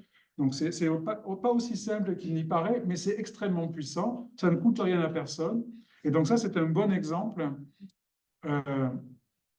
de configuration dans lequel l'État peut assumer son rôle de coordonnateur et de dépositaire du bien commun en disant chaque année, moi, je vais dire à tous les citoyens quelles sont les plateformes problématiques et leur réputation va être probablement tellement affectée que ça va les forcer à agir d'une façon ou d'une autre, gratuitement. Donc là, ça peut être un autre outil qui, à mon avis, est très puissant, très sous-exploité. Alors évidemment, on peut tomber aussi dans des excès opposés, là, et les plateformes, elles n'aiment pas ça, et elles payent des lobbyistes très chers pour éviter que ça se produise. Mais je pense qu'on a un deuxième outil de divulgation et de transparence de ce que des préjudices collectifs ou de la pollution numérique que ces plateformes génèrent, qui est, à mon avis, sous-exploitée et que les gouvernements et les États pourraient explorer de façon un petit peu plus créative. Moi, je vois un troisième élément, et là, c'est un peu paradoxal d'en parler, c'est qu'on peut menacer le marché de ces grandes entreprises-là en disant on va lancer une campagne de sobriété numérique. Et donc, on va faire en sorte que les gens vont être conscients des enjeux et des dangers associés à une surconsommation des outils numériques. Et donc, on s'attaque au marché global. Et donc, les gens qui vont répondre positivement à ce type de campagne vont diminuer leur consommation, ce qui va toucher directement ces entreprises-là. Et donc, c'est une façon de faire aussi indirecte par l'État, sans avoir l'interdiction, comme on peut voir avec TikTok, mais de gruger et d'attaquer sur le plan social, c'est l'impact de ces grandes compagnies-là. Donc, c'est une façon de réguler aussi. C'est original, mais c'est une façon de faire. Et en cybersécurité, je pense que c'est un des scénarios les plus prometteurs. Et là, Benoît me corrigera si je me trompe.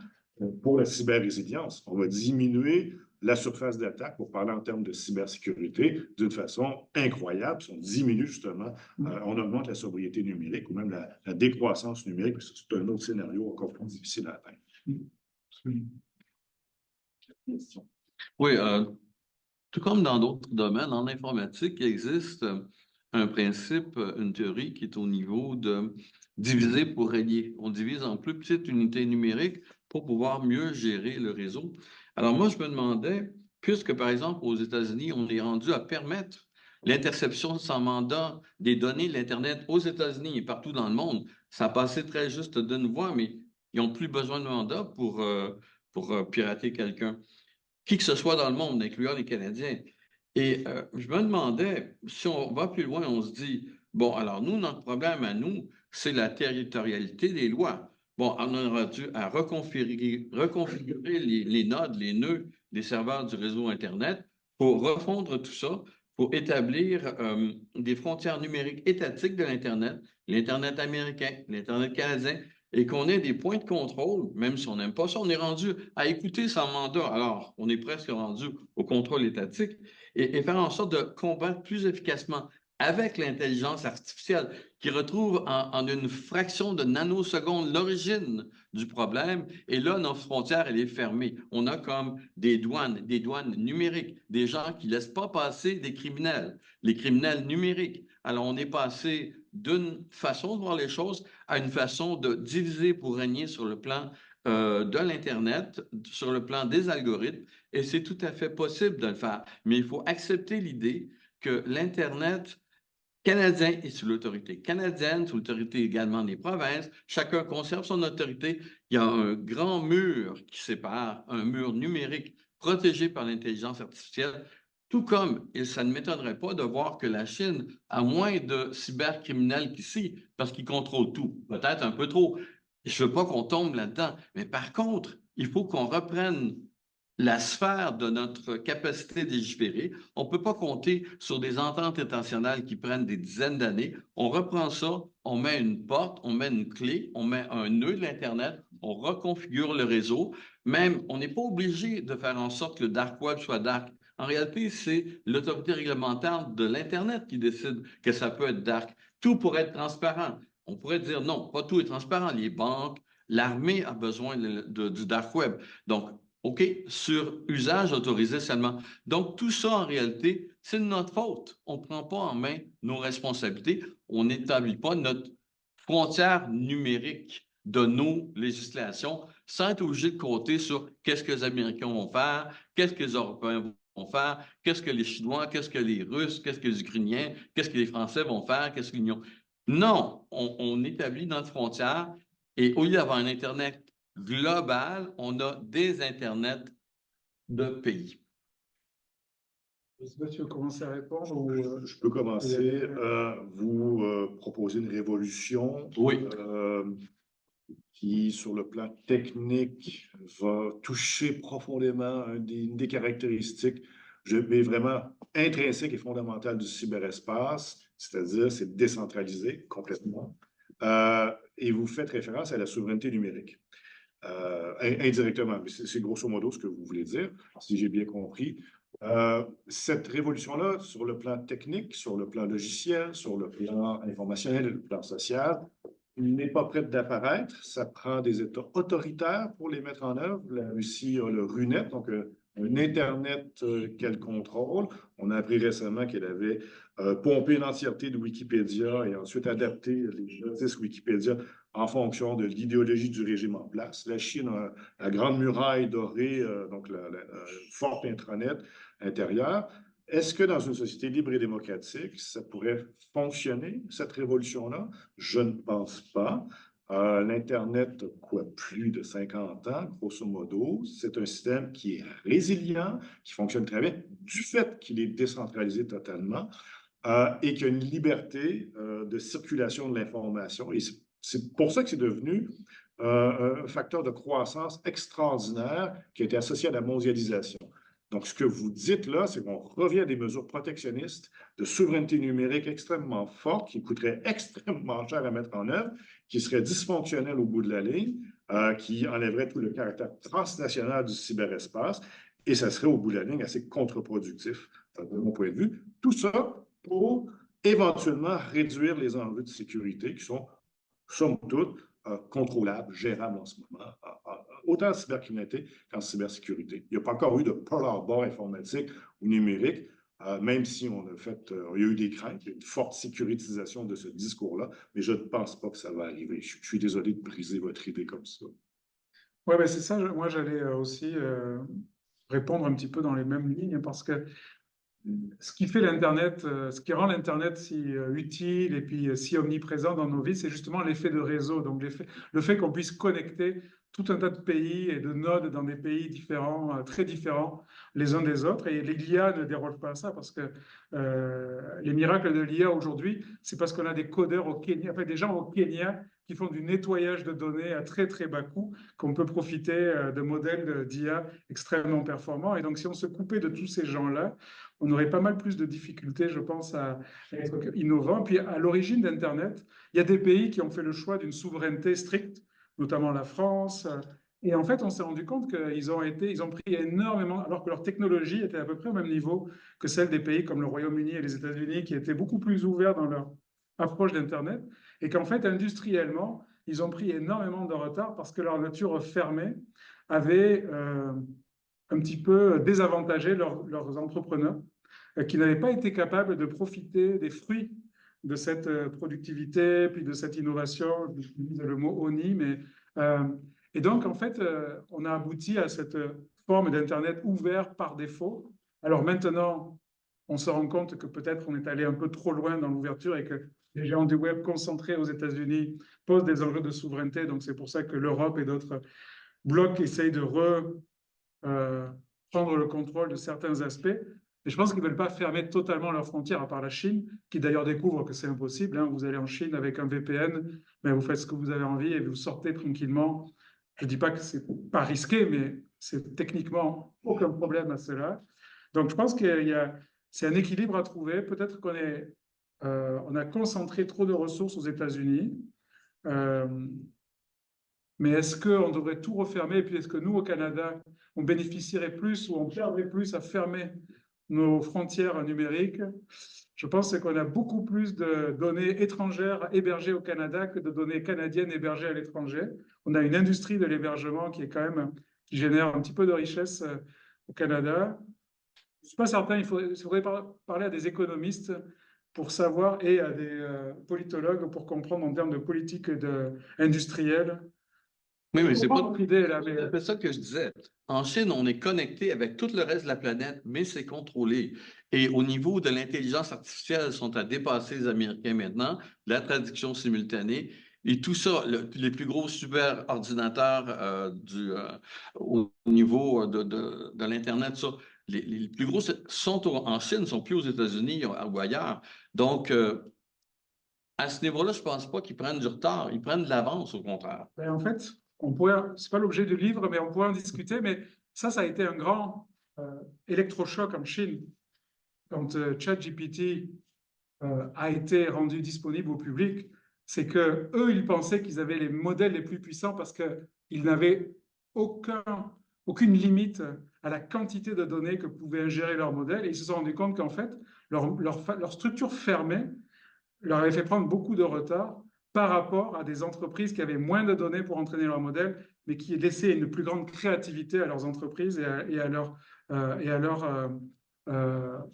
entrepreneurs. Et donc pour eux, ça a été un électrochoc parce qu'ils avaient investi des milliards, ils avaient donné aucune limite aux données qui pouvaient être utilisées pour entraîner les modèles, et malgré tout, ils se sont fait damer le pion par des entreprises comme OpenAI, qui étaient a priori moins bien positionnées. Donc là, ils ont vraiment pris une douche froide.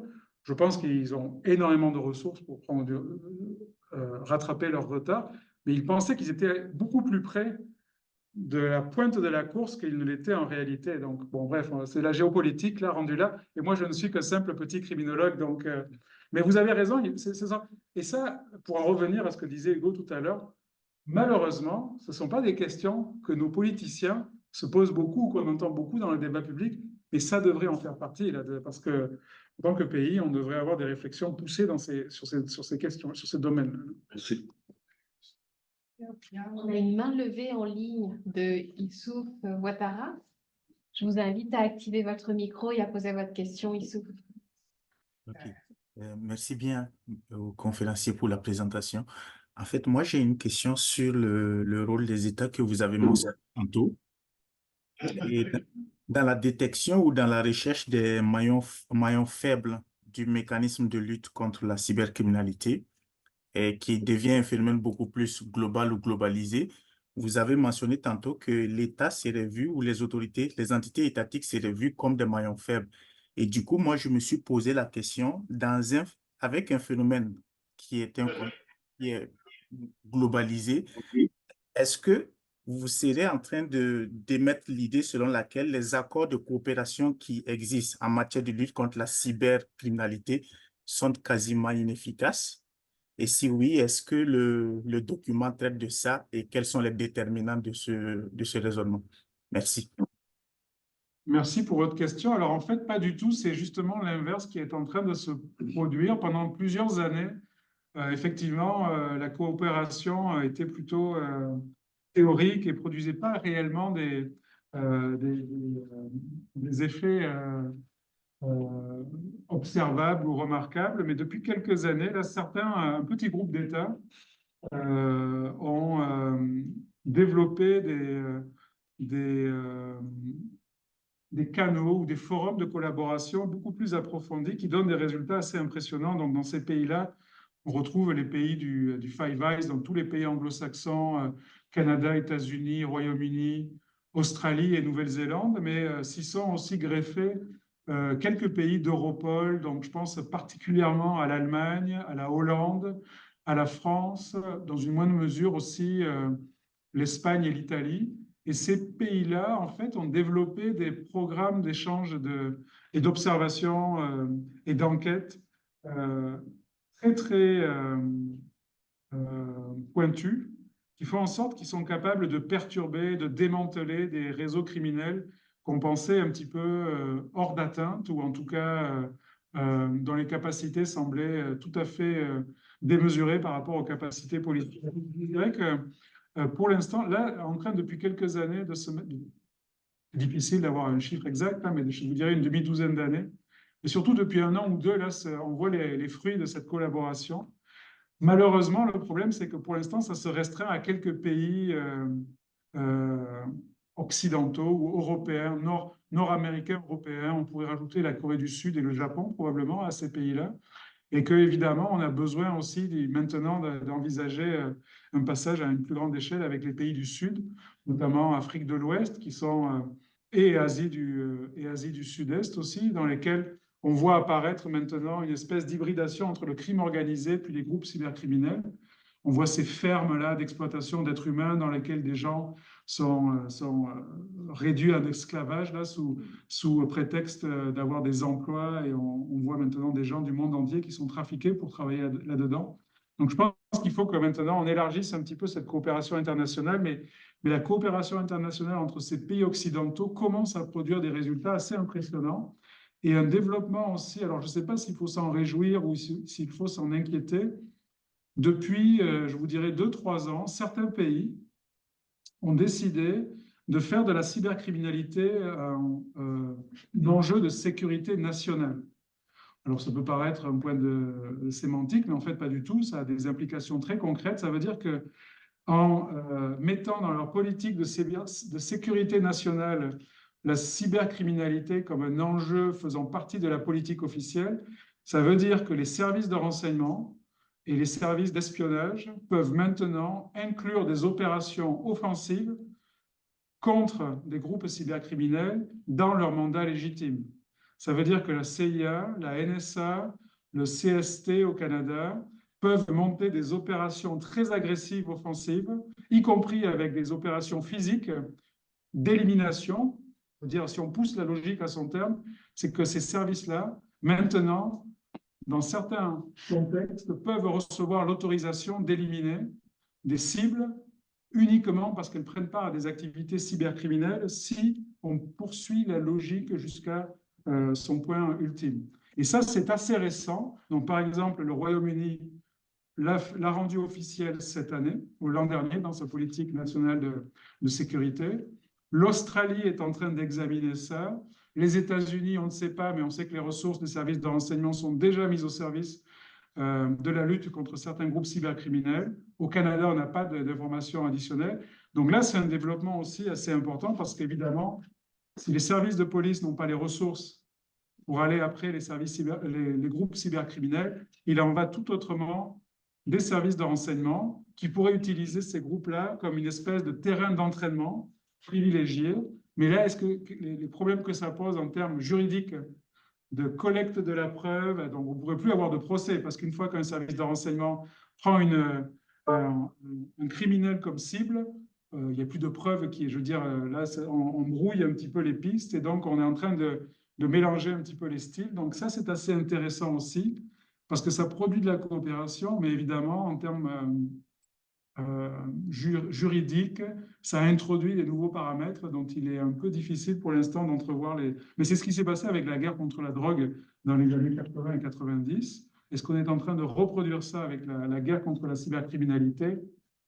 Pour l'instant, on ne le sait pas, mais c'est un développement à suivre selon moi. Ok, merci bien pour les éléments de réponse. Merci.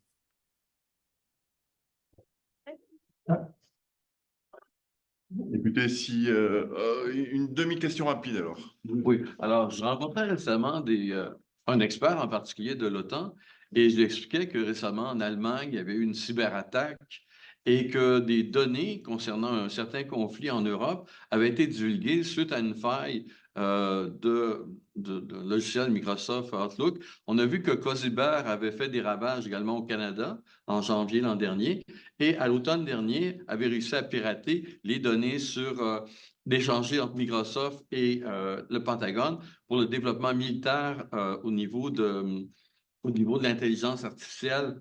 Donc, à ce moment-là, je me disais au fond que... Et là-dessus, j'ai dit ça. J'ai dit, bon, ben alors, souvent, l'article 5, est-ce qu'on doit considérer une cyberattaque numérique comme étant une attaque contre l'un des pays de l'OTAN? Elle dit, c'est pas nécessaire, puisque c'est déjà interprété comme ça. Et finalement, on fait la même chose. On collabore déjà entre nous pour repérer des groupes comme Cosiber, qui est relié finalement au service de renseignement russe, qui est très important. Et on fait déjà des attaques. Donc, c'est quand même un jeu où on s'amuse des deux côtés, là. Un profite de la faille de l'autre et réciproquement, on n'est pas à voir la fin des cyberattaques puisque les deux se renvoient la balle. Ouais, effectivement, on est dans un nouveau régime de conflictualité permanente. Donc ça, c'est ce qui va nécessiter aussi des ajustements là, pour les théoriciens des... Et en ce qui concerne l'article, le chapitre 5 de l'OTAN, les États membres se sont entendus pour dire, effectivement, comme vous avez dit, une attaque cybernétique peut être considérée comme étant un seuil que l'on franchit, mais il y a une marge d'interprétation qui est laissée aux membres de l'OTAN. C'est-à-dire qu'on n'ira pas en guerre, on ne mobilisera pas l'ensemble des membres pour une simple cyberattaque. Donc, il y a des seuils, ce qui ajoute à une doctrine d'ambiguïté. C'est-à-dire que quel est ce seuil? On ne le dit pas. Donc, c'est tout à fait normal, ça, en relation internationale ou en études stratégiques, de le concevoir comme cela. Il y a une question aussi d'attribution. Il faut être en mesure d'identifier qui nous a attaqués véritablement. Ils le savent. Oui, bien c'est ça. Ils ont les capacités techniques. Ils espionnent eux aussi. Merci infiniment. L'objet de ce club de lecture, comme ça qu'on a appelé, c'était de cibler non pas des articles, mais des livres. Donc, il y a un rapport au temps, encore une fois, qui est très présent. Et puis, c'était aussi d'inciter les gens à lire. J'espère qu'on aura réussi. En tout cas, nous, on incite les gens à le lire, l'acheter ou dans toutes les bonnes bibliothèques. Exactement. Merci aussi, Hugo, d'avoir joué ce rôle avec beaucoup de profondeur. Et encore une fois, au regard de ce que tu as dit, Benoît, cette approche plurielle a été complètement satisfaite ici. Pour ceux, je sais qu'on a perdu quelques heures, mais il y a presque 40 personnes qui étaient en ligne. Il y a peut-être qui sont en quête de formation continue. Alors, le mot qu'il faudra mettre dans le formulaire que vous avez uniquement en passant, encore une fois, par la plateforme CRDP Fac de droit, là, c'est cybercriminalité, n'est-ce pas, Lise? Cybersécurité. Ah ouais, ça commence bien. Cybersécurité. Cybersécurité. Donc, est-ce que tu vas l'écrire dans cybersécurité étant le mot des trois à choisir si vous voulez avoir la dite formation continue. Prochaine rencontre à l'automne sur un livre qui reste encore déterminé, mais toujours la même formule avec un ou les auteurs et un ou des répondants. Donc, dans le cas de l'OBVIA, qui sera au moment des feuilles, on aura l'occasion de refaire des belles expériences que nous avons vécues.